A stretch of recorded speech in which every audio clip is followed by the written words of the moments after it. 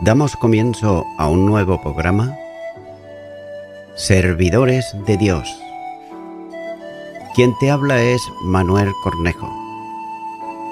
Estaré compartiendo la palabra de Dios y lo haré de una manera expositiva, versículo a versículo.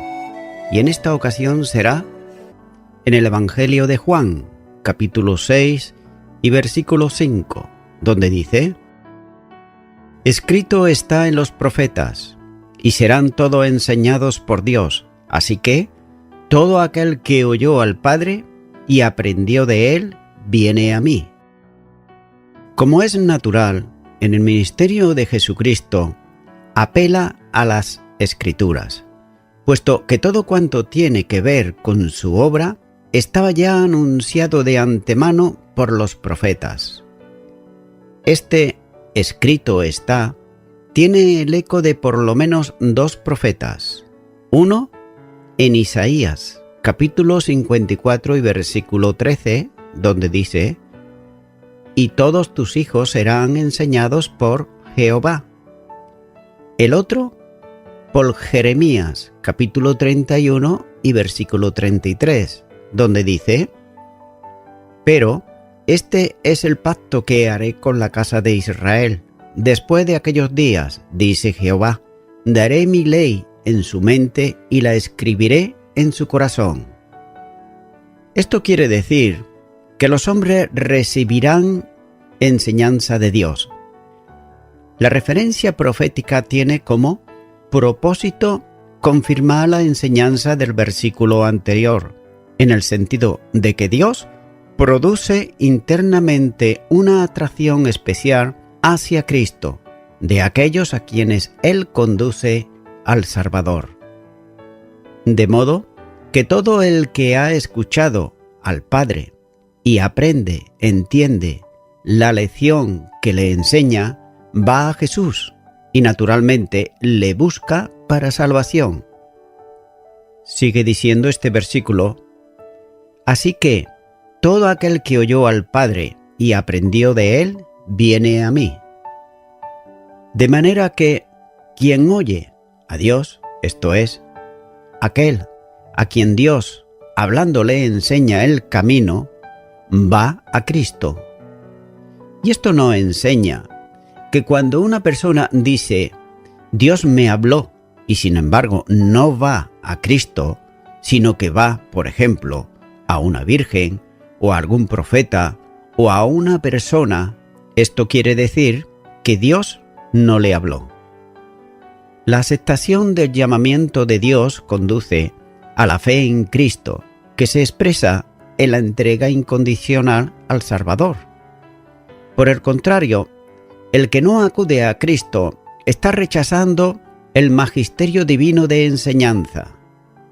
Esto no se expresa simplemente en un rechazo a la instrucción, sino en un acto de rebeldía contra la voluntad divina, un desprecio a su amor y un acto de transgresión al mandamiento de acudir a Cristo para ser salvo, ya que la invitación divina no es un ruego que Dios hace al perdido, sino un mandamiento que establece para el hombre, ya que Él manda ahora a todos los hombres en todo lugar que se arrepientan, como dice Hechos de los Apóstoles capítulo 17 y versículo 30.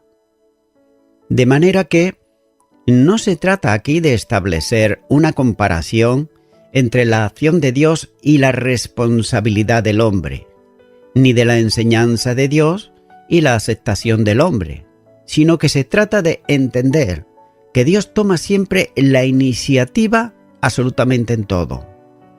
De otra manera, Él es el que atrae antes que el hombre acuda a Él. Pero no es menos cierto que el segundo aspecto de la palabra del Señor tiene que ver con la otra parte de la verdad, ya que todo el que escucha al Padre y aprende de Él acude a Jesús. La amigable gracia de Dios actúa en el hombre para que desee acudir al Salvador, para que se vuelva a Dios en contra de su voluntad deteriorada por el pecado, haciéndolo no por medio de la coacción, sino voluntariamente al influjo de la gracia divina. Continúa ahora con el versículo 46, donde dice: no que alguno haya visto al Padre, sino aquel que vino de Dios, éste ha visto al Padre. El Padre eterno es invisible al ojo humano. Y varias veces en el Nuevo Testamento se enseña esta verdad bíblica. Jesús mismo dijo que a Dios nadie le vio jamás. Evangelio de Juan, capítulo 1 y versículo 18. Sin embargo, hay uno que lo ve, puesto que está en su seno y pertenece junto con él y el Espíritu a la Santísima Trinidad. Este es el Hijo. Así lo afirma, por ejemplo, en el Evangelio de Lucas, capítulo 10 y versículo 22, cuando dice: nadie conoce quién es el Hijo sino el Padre, ni quién es el Padre sino el Hijo, y aquel a quien el Hijo lo quiere revelar. La misma deidad del Padre se comunica al Hijo engendrado eternamente. Solo Él tiene el conocimiento pleno del Padre, porque es la mente expresiva de la deidad y porque la expresión exhaustiva y definitiva del Padre se revela, expresa y manifiesta en el Verbo, que lo revela en plenitud. Aquel que está en el Padre y vino del Padre, este y solo Él ha visto al Padre. Los hombres oyen del Padre y acuden a Cristo, y es en Él en quien pueden ver al Padre. Así lo enseñará tiempo después el apóstol Pablo, cuando refiriéndose al Padre dice: el único que tiene inmortalidad, que habita en luz inaccesible, a quien ninguno de los hombres ha visto ni puede ver. Primera carta a Timoteo, capítulo 6 y versículo 16. A este invisible Dios hace visible el Hijo, su unigénito, enviado por Él al mundo con la misión de revelarlo o hacerlo visible. Sigue diciendo este versículo: sino aquel que vino de Dios, éste ha visto al Padre. El ver al Padre, que equivale a tener un conocimiento directo de Él, como puede hacerlo un testigo presencial, solo es exclusivo del unigénito, Jesús. Dice que solo puede hacerlo el que es de Dios, equivalente a la frase reiterada: el que viene de Dios, o también aquel a quien Dios envía. Nótese que desde el seno del Padre viene a la tierra y viene con misión tanto reveladora como también redentora, como así dice el Evangelio de Juan, capítulo 1 y versículo 18. En su persona manifiesta al Padre, en su obra redentora pone ante todos el amor eterno de quien le envió al mundo para ser el Salvador. Los enemigos radicales de Jesús negaban esa procedencia, como podemos ver en Juan capítulo 9, versículo 16 y versículo 33, ya que solo Él tiene conocimiento pleno de Dios porque viene de la presencia misma de Dios.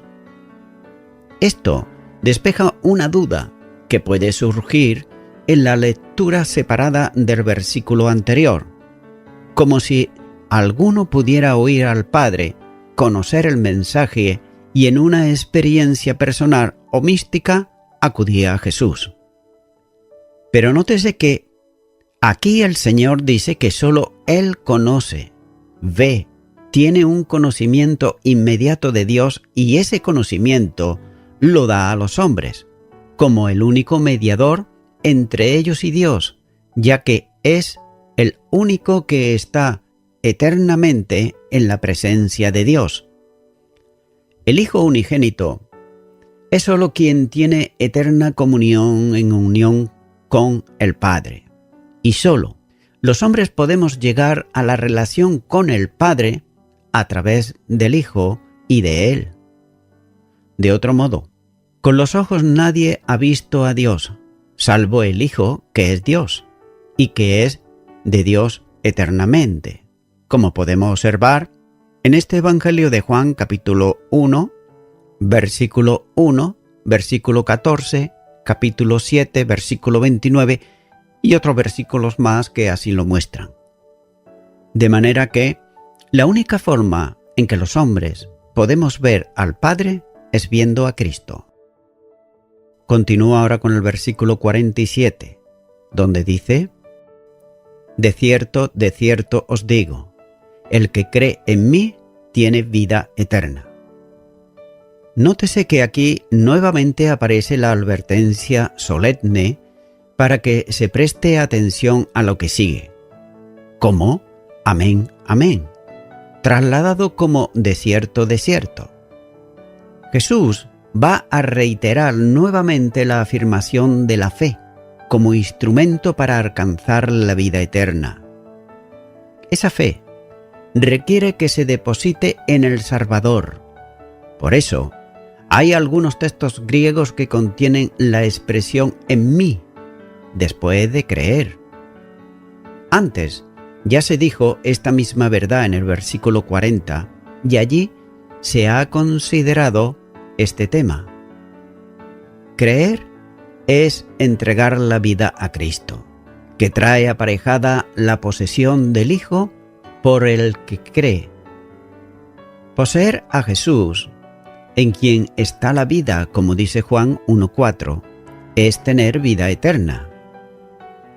La esfera de muerte propia del hombre, no regenerado a causa del pecado, desaparece, absorbida por la vida que es Cristo mismo.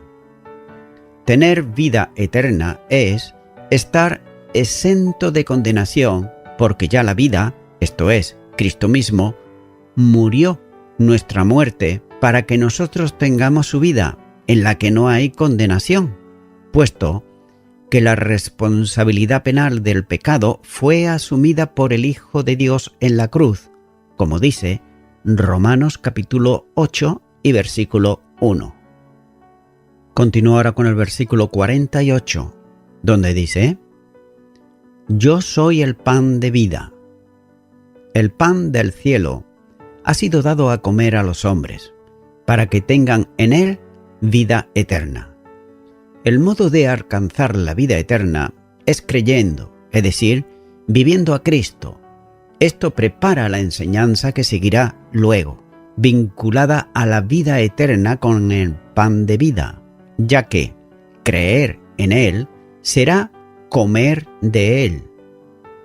Los antiguos comieron del maná en el desierto y mantuvieron la vida. Aquel pan dado por Dios alimentaba al pueblo. Así también, el pan que descendió del cielo da vida al mundo.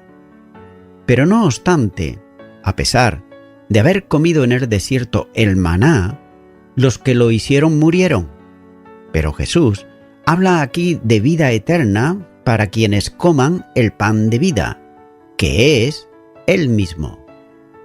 Después de la explicación que antecede, el Señor repite las palabras que dijo antes en el versículo 35, ya que Él desea que la verdad se mantenga presente ante los que escuchan sus palabras, porque en el deseo de Cristo está la salvación de los perdidos.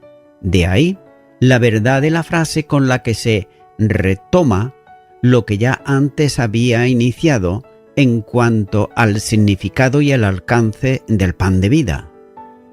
Continúa ahora con el versículo 49, donde dice: vuestros padres comieron el maná en el desierto y murieron. Nótese que Jesús llama la atención de los oyentes en dos cosas. Primeramente, en el maná, al que ellos, tomándolo de las Escrituras, consideraban como el pan que venía del cielo de Dios. Lo enviaba cada día para alimentación del pueblo. Y en segundo lugar, todos los antepasados de la nación comieron de aquel maná. Pero a pesar de la procedencia o del origen del mismo, como algo enviado por Dios, todos aquellos que lo comieron, más tarde, murieron. De otro modo, el maná no impidió la muerte de aquellos. Pero Jesús alude nuevamente a él, porque la referencia histórica la introdujeron los judíos en el versículo 31. Si comer el maná era esencial para mantenerse vivo, no era menos cierto que la ingestión de él no preservará de la muerte. Aquellos que estaban presentes, inducidos con toda seguridad por los religiosos, pidieron a Jesús que le diera un aliento o que hiciera un milagro como el del maná. Por esa causa el Señor les dice: yo soy el pan de vida. Continúa ahora con el versículo 50, donde dice: este es el pan que desciende del cielo, para que el que de él come no muera. Quienes comieron el maná en el desierto, aunque su procedencia era del cielo, como se ha dicho anteriormente, murieron. Sin embargo, este pan, que es Cristo mismo, da vida eterna a quien coma de él. Nótese que primeramente hace referencia otra vez al hecho de su presencia en la tierra como quien descendió del cielo. Reiterativamente recuerda esta amigable verdad. Aquel que como hombre estaba en la sinagoga hablando sobre el pan de vida, pertenecía al cielo en sentido eterno, es decir, nunca dejó de ser Dios.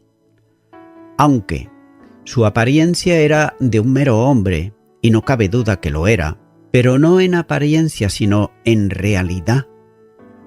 Nótese que Jesús era un hombre como cada uno de nosotros, salvo en cuanto al pecado, que era impecable, y en la relación con el Padre, de quien es el unigénito.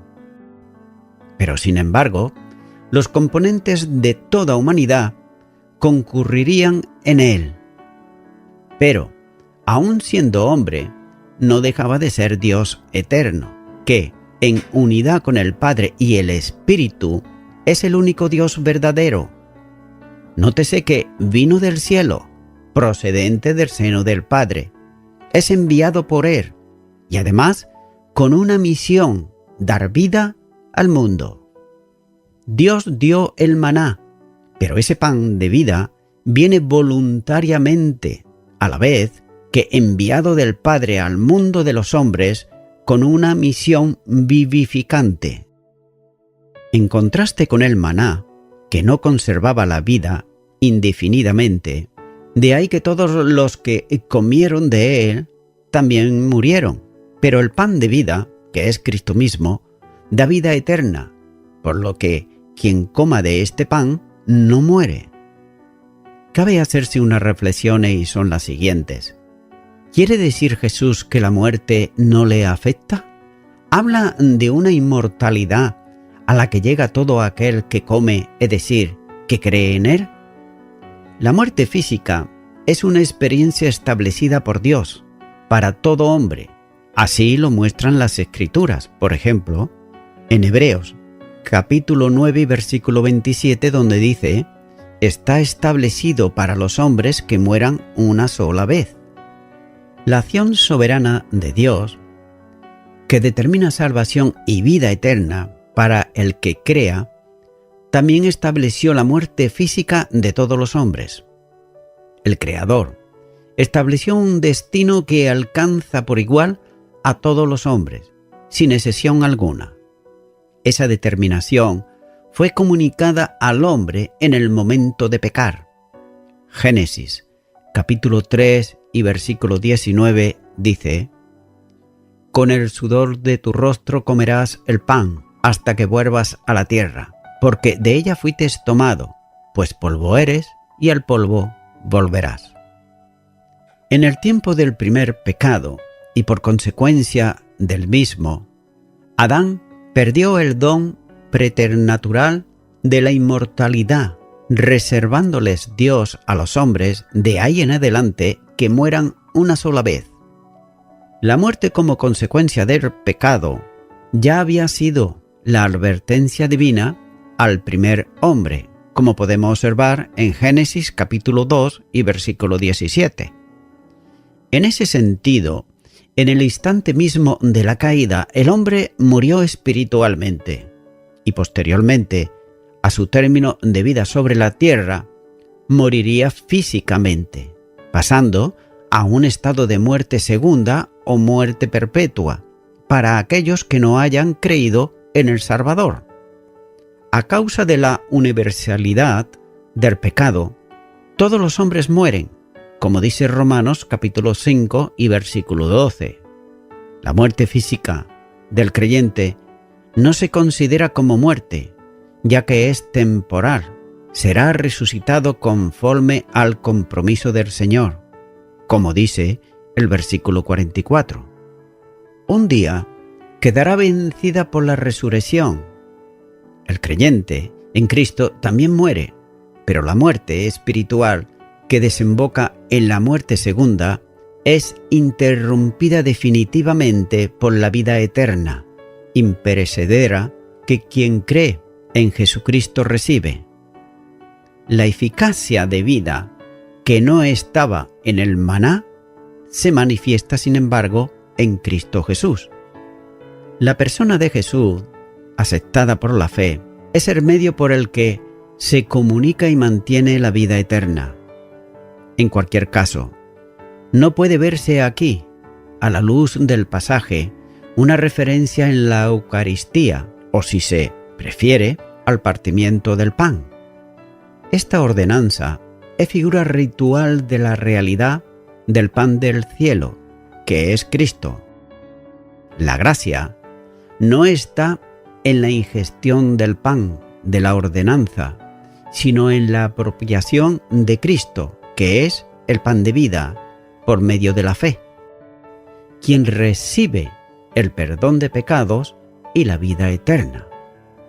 Continúa ahora con el versículo 51, donde dice: «Yo soy el pan vivo que descendió del cielo.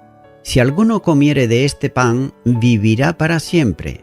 Y el pan que yo daré es mi carne, la cual yo daré por la vida del mundo». Por quinta vez, en este discurso, Jesús afirmó ser el pan vivo que descendió del cielo, como así lo dijo en los versículos 33, 35, 48 y 50. Luego añadió la promesa: «Si alguno comiere de este pan, vivirá para siempre». Aquí, al igual que en los dos, es decir, en el versículo 35 y 40, se está considerando la responsabilidad humana de creer en Cristo. La soberanía de Dios en la salvación se enseña, por ejemplo, en los versículos 37, 39, 44 y 65.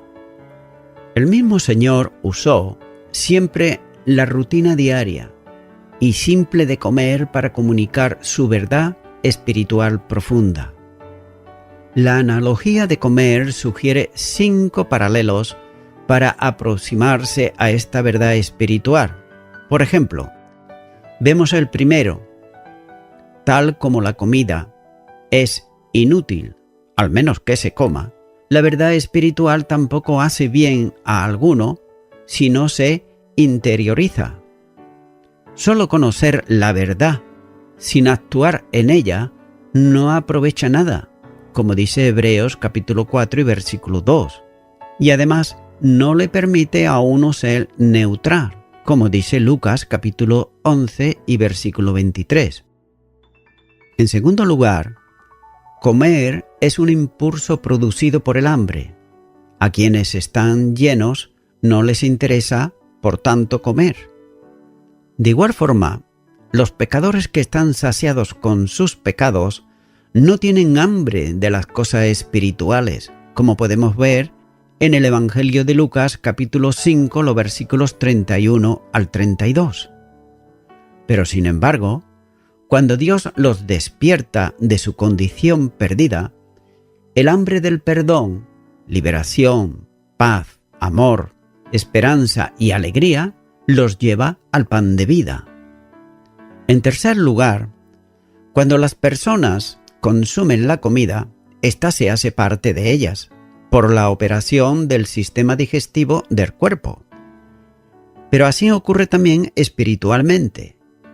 Las personas pueden admirar a Cristo, estar impresionadas con sus enseñanzas y hasta lamentar su muerte en la cruz, como una gran tragedia. Pero mientras no se apropien de Él por la fe, no se harán uno con Él, como dice Juan capítulo 17, versículo 21 y Efesios capítulo 3, versículo 17. Y en cuarto lugar, comer requiere confianza. Nadie come conscientemente comida dañada o contaminada. Comer implica fe en que la comida es comestible, como podemos observar en Marcos capítulo 7 y versículo 15. Así, la metáfora del pan de vida implica creer en Jesús. Finalmente, comer es personal. Nadie puede comer por otro. No hay tal cosa como comer por medio de un apoderado.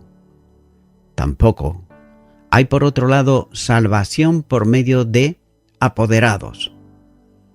En el Salmo 49, versículo 7, el salmista escribió: «Ninguno de ellos podrá en manera alguna redimir al hermano, ni dar a Dios su rescate». Por tanto, los pecadores deben apropiarse del pan de vida como individuos para recibir la salvación y vivir para siempre. Este precio de la redención es el ofrecimiento que Jesús hace de su carne. Si Cristo tan solo hubiera venido y proclamado las normas de Dios, la humanidad habría quedado en un aprieto de desesperanza. Como nadie puede vivir de acuerdo a tales normas, no habría forma de que los pecadores tuvieran relación con Dios.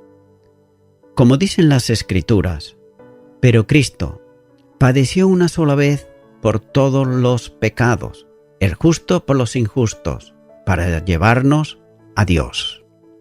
Lo hallamos ahí en Primera de Pedro, capítulo 3, versículo 18, Romanos, capítulo 3, versículo 21 al 26.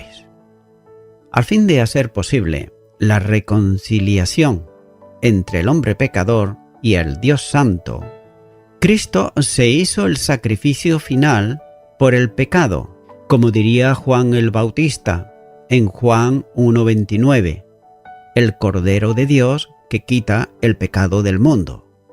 Porque la paga del pecado es muerte, Romanos 6:23, y además, sin derramamiento de sangre no se hace remisión de pecados, Hebreos capítulo 9 y versículo 22. De manera que Dios aceptó su muerte como el pago total del pecado. La redención es la obra de Dios. Cristo murió para alcanzarla, no solo para hacerla posible y alcanzarla al final, cuando el pecador creyera. La Biblia no enseña que Jesús murió potencialmente por todos y por nadie en realidad. Por el contrario, Cristo procuraba la salvación de todo aquel que Dios llamara y justificara. Cristo ofreció su carne como sacrificio, no solo por Israel, sino también por todo el mundo, ya que murió por las personas de todas las razas, culturas, grupos étnicos y estratos sociales, como así podemos ver en Gálatas capítulo 3, versículo 28 y Colosenses capítulo 3, versículo 11. Y voy concluyendo ya con esto. Jesús es el pan vivo. No solo vive en sí mismo, sino que además es dador de vida. Todo aquel que coma de este pan vivirá para siempre. Pero, ¿cómo puede ser esto? ¿Cómo puede el Señor dar vida eterna a pecadores culpables? La respuesta se encuentra en la última parte de este versículo, cuando dice: «El pan que yo daré es mi carne, la cual yo daré por la vida del mundo». Nótese que Jesús no iba a morir solo por la nación judía, ni siquiera por los elegidos. Su muerte tendría suficiente valor para todo el mundo que viniese a él arrepentido o arrepentida. Esto, naturalmente, no significa que todo el mundo sea salvo, sino que la obra del Señor Jesús en el Calvario sería suficiente en su valor para salvar a todo el mundo si todos los hombres acudiesen a Jesús el Salvador. Estimado y estimada oyente, recibir a Jesucristo significa no tan solo creer en su obra redentora que hizo a favor del pecador arrepentido, sino también hacer su voluntad, de manera que si alguno está en Cristo, nueva criatura es. Es por eso que, amigo y amiga oyente, ahora tú puedes también recibirle en tu corazón como tu suficiente Salvador. Si no lo has hecho, pues yo te animo a que tú ores conmigo una oración de fe y repitas ahí a donde estás. Señor Jesús, creo en tu palabra y tu palabra me dice que tú eres el pan de vida. Hasta ahora, nunca he creído en ti de esta manera, pero creo que tú morites por mis delitos y pecados. Yo, libremente, ahora, te pido perdón por todos mis pecados, te acepto en mi corazón como mi Salvador, y te doy gracias en el nombre de Jesús. Amén. Amigo y amiga oyente, si tú has hecho esta oración de corazón, te recomiendo que comiences a orar a Dios, en primer lugar, en el nombre del Señor Jesucristo. Orar a Dios no es rezar, sino que es hablar con una persona. También te recomiendo que leas la palabra de Dios y lo hagas a diario. Comienza, por ejemplo, con el Nuevo Testamento. Y también, por último, te recomiendo que para que puedas crecer espiritualmente, te congregues en una iglesia cristiano-evangélica, donde se predique, se enseñe y se practique la sana doctrina y la palabra de Dios. Congrégate ahí y con el tiempo podrás crecer espiritualmente y también servir al Señor Jesucristo. Que Dios te bendiga. Y a toda la audiencia, nuevamente ya me estoy despidiendo de todos ustedes y será hasta el próximo programa. Que Dios os bendiga a todos.